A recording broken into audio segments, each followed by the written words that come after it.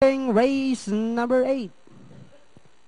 Racing in the rain, we have Gabby's Choice, break quickly at a start, Flo Joyner, moving up on the outside, Yellow Cat, singing the and Moralia, then next on now is Master Kai, moving up on the outside is Reyes Angel, then moving up is Queen Maker, down on the inside, Star Quality, while Supervise is the early trailer by about 10 lengths of the leader, and going along for the first turn, we have Flo Joyner by about 3 lengths. Yellow Cat in second. Sangang Daan is racing in third. Reyes Angel is down in fourth. Moralia, Master Kai. Then next on that is Queen Maker. Running by the rail now is Gabby's Choice, Star Quality. While Supervise still racing in less.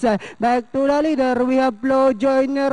Yellow Cat moving up now on the outside to take the lead. We have Yellow Cat, Reyes Angel is on the outside second. Flo Joyner dropping back in fourth, moving up to take 30. Sangang Daan. Queen Maker is racing in fifth. Gabby's Choice, Master Kai, Star Quality, Moralia, while Supervise is still running at the tail of the field. And they are now entering the home stretch. We have Yellow Cat by Orling Kenny Hapa, Reyes Angel in second on the outside with about 100 meters of the race. We have Yellow Cat by Orling Kenny Hapa, Reyes Angel is on the outside, Yellow Cat, Reyes Angel, and finally Yellow Cat, Reyes Angel, Gabby's Choice, Sangang Daan, Queen Maker, Master Kai, and Star Quality for your Super 6.